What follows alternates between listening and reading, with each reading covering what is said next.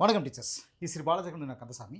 BEO ட்ரைப்னு சொன்னாங்க. இன்றைக்கி நம்ம பார்க்கக்கூடியது வந்து கெமிஸ்ட்ரி கிளாஸ். இதில் வந்து பார்த்திங்கன்னா அணுக்கட்டு எண் அப்படிங்கிறது வந்து நம்ம ஆரம்பிக்க போகிறோம்.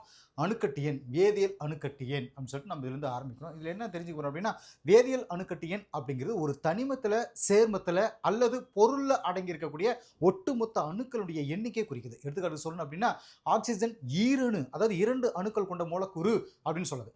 ஒரு ஆக்சிஜன் மூலக்கூறில் 2 ஆக்சிஜன் அணுக்கள் இருக்குது.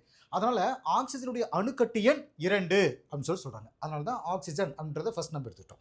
ரெண்டாவது பாருங்க, பாஸ்பரஸ். பாஸ்பரஸ்க்கு வந்து என்ன சொல்லப்படுறாங்க அப்படின்னா, பாஸ்பரஸ் வந்து S8 அப்படின்றது, சல்பர் வந்து S8, P4, பாஸ்பரஸ் அப்படிங்கிறது P4 அப்படின்னு சொல்லுவாங்க. அதில் இருக்கக்கூடிய மூலக்கூறு பார்த்தீங்கன்னா 4 அணுக்கள் கொண்டது அப்படின்னு சொல்கிறாங்க. பாஸ்பரஸ் அப்படிங்கிறதுக்கு 4 அணுக்கள் இங்கே இருக்குது பார்த்தீங்களா, 4 அணுக்கள் கொண்டது அப்படின்னு சொல்கிறாங்க.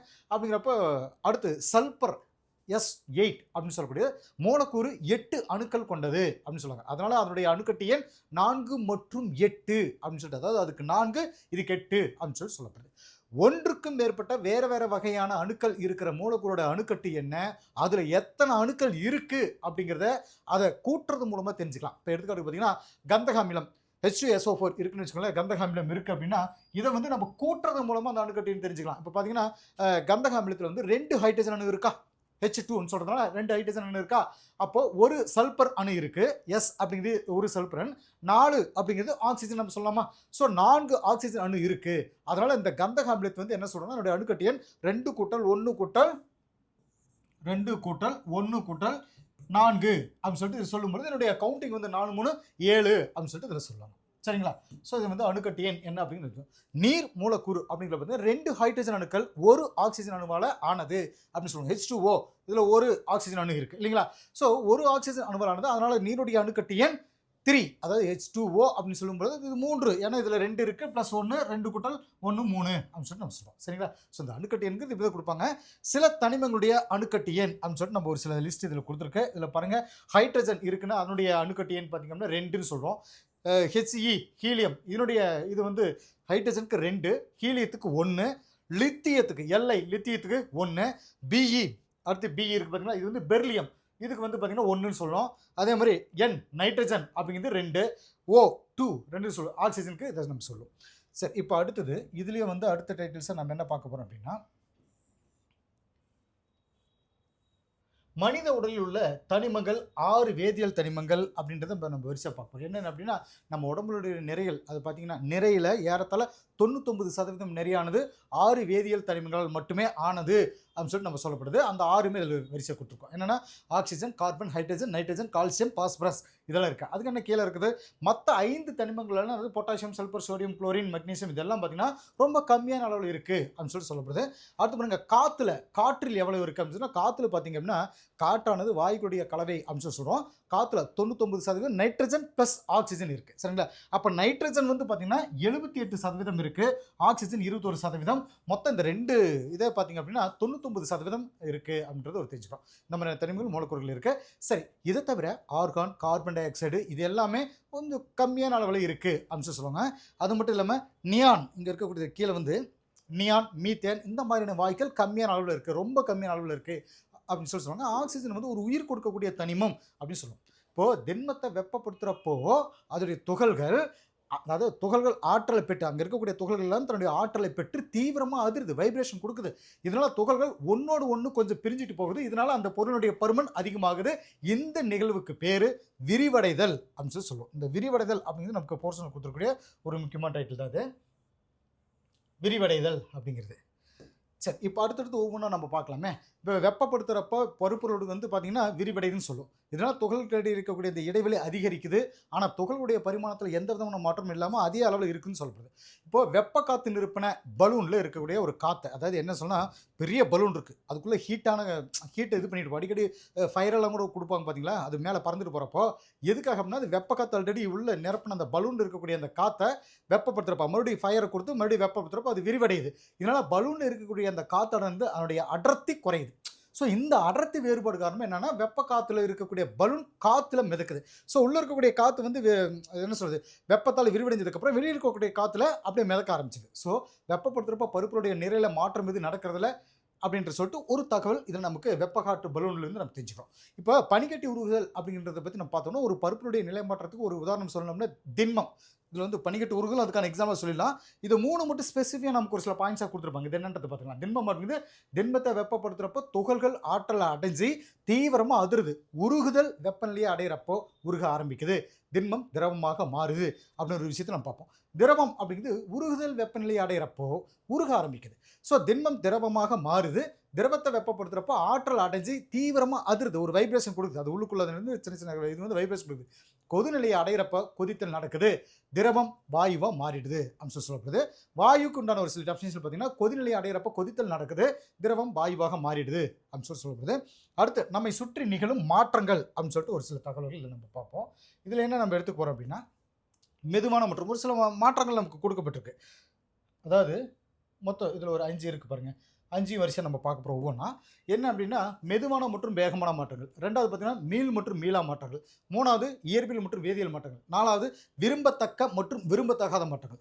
5வது இயற்கையான மற்றும் மனிதனால் ஏற்படுத்தப்படும் மாற்றங்கள் அப்படின்னு சொல்லிட்டு 5 வகையாக நம்ம இதில் வரிசை ஒவ்வொன்றும் பார்ப்போம். ஃபர்ஸ்ட் மெதுவான மற்றும் வேகமான மாற்றங்கள் அப்படிங்கிறத நம்ம பார்க்க ஆரம்பிச்சிடலாம்.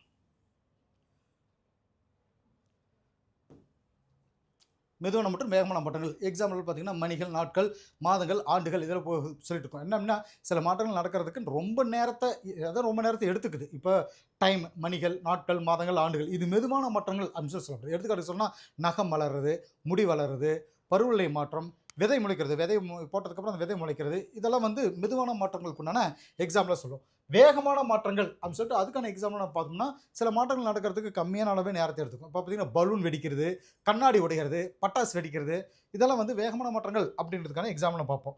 மீள் மாற்றம் இதில் நம்ம என்ன தெரிஞ்சுக்கணும்னா மீள் மாற்றம் வந்து எடுத்துக்காட்டாக தொட்டால் செனிக்கு தாவரம், அப்புறம் ரப்பர் வளையம் நீளுதல், பனிக்கட்டி உருகுதல், இதெல்லாம் பார்த்தீங்கன்னா போயிட்டு மறுபடியும் அது பழைய இடத்துக்கு வந்து சேர்ந்துடும்.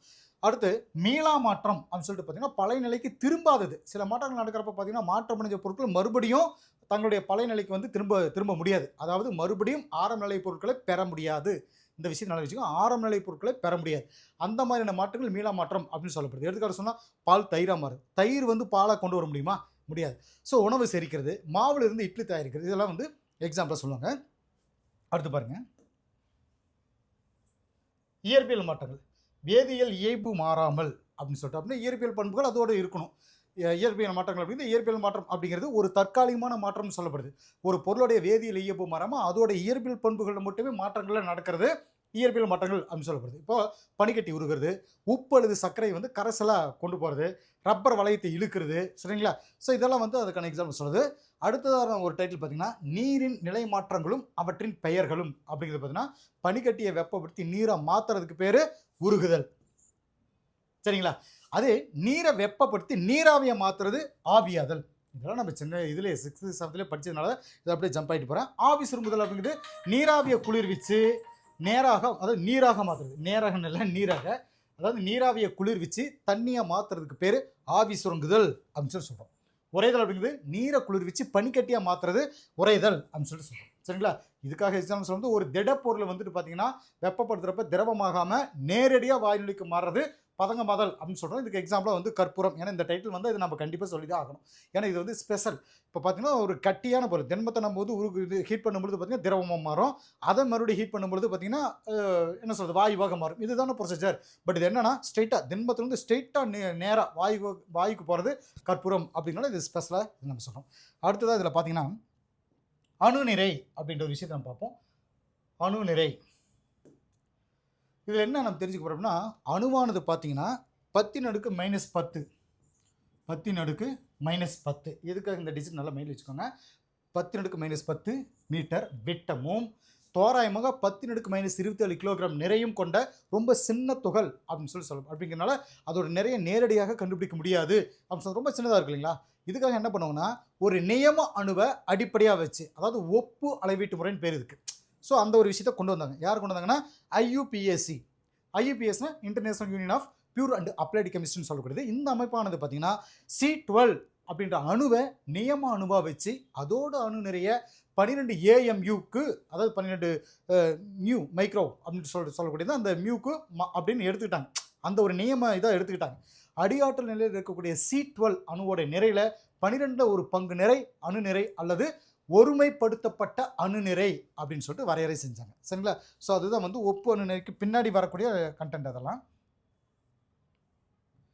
சரி, இதில் நம்ம என்ன தெரிஞ்சு போகிறோம்ன்றது பார்த்துக்கலாம். அதாவது இந்த அளவீட்டு முறையில் ஒப்பு அணுநிறை அப்படிங்கிறது ஒரு அணுவோட சராசரி அணுநிறைக்கும் ஒருமைப்படுத்தப்பட்ட அணுநிறைக்கும் இடையில் இருக்கக்கூடிய விகிதம் அப்படின்னு சொல்லி வரையறை செய்கிறாங்க. ஒப்பு அணுநிறை அப்படிங்கிறது பார்த்தீங்கன்னா AR capital A small R. சரிங்களா?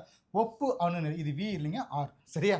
ஒப்பு அணுநிறை அப்படிங்கிறது அணுவினுடைய சராசரி பை ஒருமைப்படுத்தப்பட்ட அணுநிறை அப்படின்னு சொல்லுவாங்க. இப்போ எடுத்துக்காட்டு சொன்னால் ஹைட்ரஜனுடைய ஒப்பு அணுநிறை இஸ் ஈக்குவல் டு அப்படின்னு சொல்லிட்டு ஒரு சில கணக்கு நம்ம கொடுத்துருக்கோம். Hydrogen H is equal to ஹைட்ரஜனின் ஒரு அணுவின் சராசரி நிறை கிலோகிராமில் 1.665. சரிங்களா?